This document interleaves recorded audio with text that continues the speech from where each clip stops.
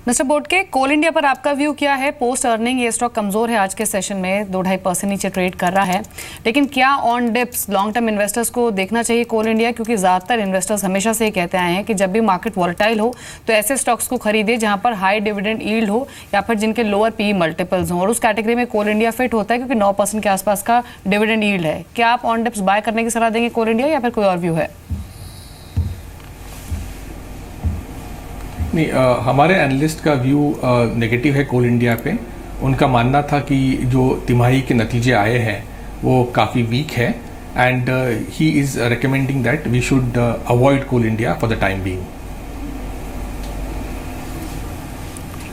जी mister Bhasin, ये high dividend yield वाले stocks में कुछ स्टॉक्स को आप कंसिडर करेंगे क्या? क्योंकि यहाँ पर आरईसी जैसे शेयर्स भी हैं जहाँ पर एक अच्छी स्ट्रेंथ हमने पिछले कुछ सेशंस में देखी है। हेक्सावेयर, नाल्को भी इस कैटेगरी में आते हैं, और ये कुछ ऐसे सिलेक्टिव स्टॉक्स हैं जहाँ से हमने अच्छे रिटर्न्स आते हुए देखे हैं।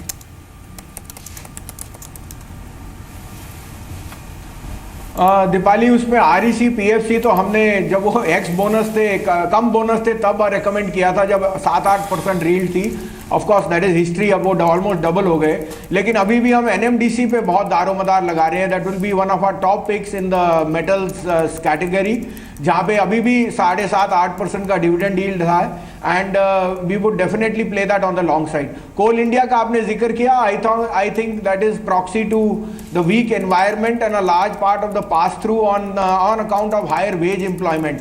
Is it one off, we will have to hear more rhetoric from the management. लेकिन यही 285-90 पे इसमें फिर 9% की यील्ड हो जाती है। अगर आप सिर्फ एक डिविडेंड यील्ड इन्वेस्टर हैं तो यू कांट गो रॉन्ग, क्योंकि ये share over a period of time definitely ये 330-40 के बैंड में जरूर आ जाता है।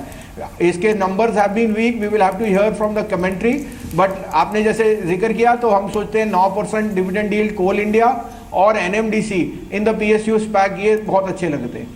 बहुत ही इवनली प्लेस्ड मार्केट हो गया है इस समय। 700 स्टॉक्स ऐसे हैं जो बढ़त पर है एनएसई में, और नुकसान वाले काउंटर्स की संख्या 600 के आसपास फ़िलहाल देखने को मिल रही है। एक बार वो जो डीमोनेटाइजेशन से इम्पैक्ट हुए स्टॉक्स हैं उनको देख लेते हैं, और 8 नवंबर से लेकर अब तक जो मूव इन स्टॉक्स में देखने को मिल रहा है वो भी देख लेते हैं। सो इंटेलेक्ट डिज़ाइन या फिर टीवीएस इलेक्ट्रॉनिक्स, इन सारे ही स्टॉक्स में अब आज देखिए भले ही कुछ प्रॉफिट टेकिंग यहाँ पर देखने को मिल रहा है, लेकिन इसमें से ज़्यादातर स्टॉक्स को अगर आप 8 नवंबर से लेकर अब तक की ट्रैजेक्टरी में देखेंगे तो इसमें अच्छा खासा गेन देखने को मिला है अभी भी।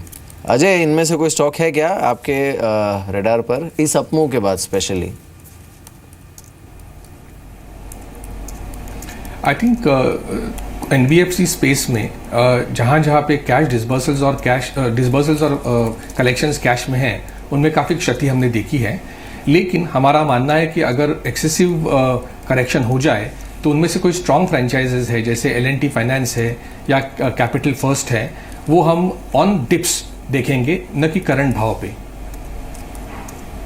जी मिस्टर भसीन, रियल्टी स्पेस में एक डीएलएफ पर भी आपके मैं कमेंट्स लेना चाहूँगी। ये जो रेंटल बिजनेस के सेल प्रोसीड्स की बात हम कई महीनों से सुन रहे हैं, जुलाई अगस्त तक ये कंक्लूड होनी थी, और अब इस तरह की खबरें भी आ रही हैं कि जो 40% कमर्शियल प्रॉपर्टी बेचने की कंपनी की प्लानिंग है वो 2 हिस्सों में बेची जा सकती है, जीआईसी को और आधी प्रॉपर्टी ब्लैकस्टोन को। लेकिन रियल्टी पर क्या अभी इन्वेस्टमेंट के नज़रिए से आपको ठीक लग रहा है डीएलएफ, और क्या करना चाहिए उन इन्वेस्टर्स को जब भी होल्ड करते हैं स्टॉक को? हाँ, अच्छी आपने ऑब्जर्वेशन दी। देखिए, डीएलएफ पे is one of the prime candidates जो आरईआईटी लॉन्च करेगा, because government bond yields have come to the lowest at 6.3, और यहाँ से आप 2.5% जोड़े तो 8.5-9 पे they can get finance easily, जो पहले 11-12% था। तो I think REITs will be a very good prospective investment opportunity for the huge amount of investing public in 2017, और उसका प्रॉक्सी DLF जरूर होएगा। हाँ, जहाँ तक उनका साइबर सिटी और जो उनकी एन्युटी इनकम को इनकैश करने का प्रोसेस है, आई थिंक उस पर अब लोगों को थोड़ा सा वेरीनेस है कि कैसे होएगा। लेकिन definitely Deepali, lot of the real estate assets जहाँ पे प्राइस करेक्शन शार्प है, will be an opportunity to buy. तो यहाँ पे आप 110 रुपए पे डीएलएफ में I think there is a huge upside अगर आप 2 साल के इन्वेस्टर हों, और आपको एक बहुत अच्छा मनपसंद शेयर मिल रहा है जो अपने डेट को रिड्यूस कर रहा है। इसी के साथ हमारा टॉपिक यहाँ पे continues to be Godrej property, जो अपने आप लैंड पे नहीं लीज पे लेता है और एग्जीक्यूट करके उनको बेचता है। उन्होंने अभी भी बताया कि उनके यहाँ कोई ऐसा लंबा चौड़ा स्लो डाउन दिखा नहीं है, and going forward they will be positive on the once the consumer comes back after this whole disruption takes place. तो Godrej Property and DLF would be good buys around these levels. बिल्कुल। इस बीच अजय, शुक्रिया हमारे साथ इस बातचीत में शामिल होने के लिए। Thanks for joining us. Venus remedies को एक बार देख लेते हैं। ये करीब 12% ऊपर इस समय ट्रेड कर रहा है। सुपर शेयर में रेकमेंड किया गया था इसको, तो ये 102 रुपये 70 पैसे के आसपास इस समय ट्रेड करते हुए ऑलमोस्ट 12% कम हो। वीनस रेमेडीज आपको कैसा लगता है संजीव, ट्रैक करते हैं आप? नहीं मिहिर, मैं ट्रैक नहीं करता।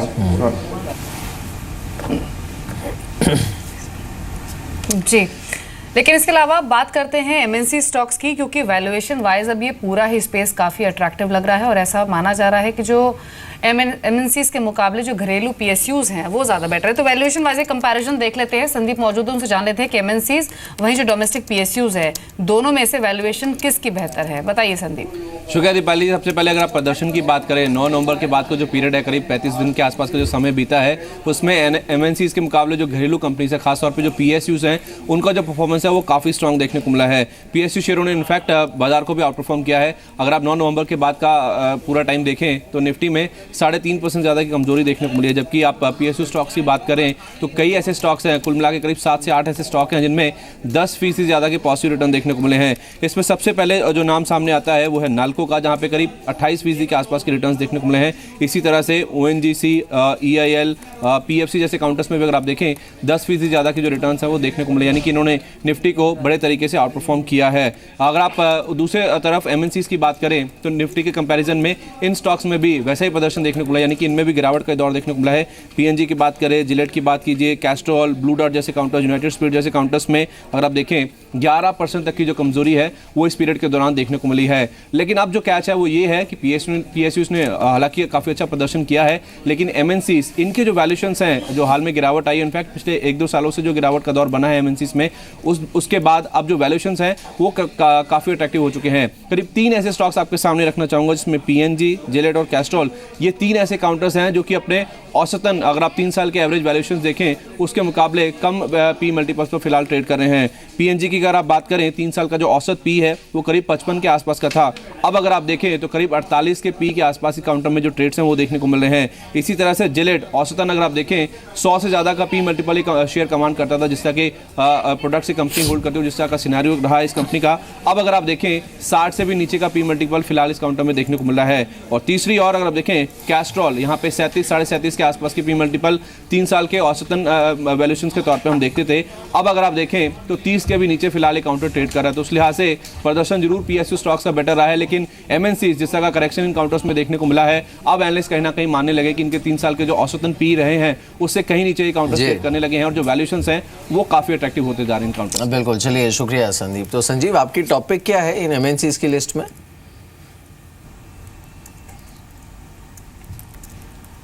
तो एमएनसीज में हमारे लिए तो HUL will be one of our topics along with Procter and Gamble. We think these two are very very good consumption place and they are more on the staple side. ये यहाँ पे आपको margins भी expansion दिखेंगे। HUL ने already बहुत large buyback भी किया and we think going ahead they should give you a steady return, क्योंकि input cost would definitely be on the lower side and with lower cost of borrowing their margins would only expand. So be with the leaders. HUL and PNG seem very very good at these levels. जी, markets अब day low पर trade कर रहे हैं। Nifty 8200 के नीचे पहले ही आ चुका था और अब 8196 के लेवल्स पर ट्रेड कर रहा है। 25 अंक की वीकनेस देखी जा रही है। निफ्टी बैंक भी कमजोर है, 74 पॉइंट्स की वीकनेस है और एक्सिस बैंक, कैनरा बैंक को छोड़कर सभी निफ्टी बैंक कॉन्स्टिट्यूएंट्स भी दबाव के साथ ही ट्रेड कर रहे हैं। अगर निफ्टी लूजर्स को देखें आज के सेशन में तो जो कमजोर है स्टॉक्स उसमें कोल इंडिया, टाटा मोटर्स, DVR, HDFC, आइडिया सेलुलर, अल्ट्राटेक सीमेंट और टेक महिंद्रा हैं। ACC, बॉश, आयशर मोटर्स और भारतीय एयरटेल, ये कुछ और लूजर्स हैं आज के सेशन में। एक इंडिया बुल्स हाउसिंग पर एक मिस्टर भसीन का कोई कमेंट ले लेते हैं। कल भी ये स्टॉक करेक्ट हुआ था 3-3.5%, आज भी 2.5% कमजोर है। अभी कुछ देर पहले कुछ ब्लॉक डील्स भी हुई थी। अभी व्यू क्या है आपका IB हाउसिंग पर 653 के लेवल्स पर मिस्टर भसीन?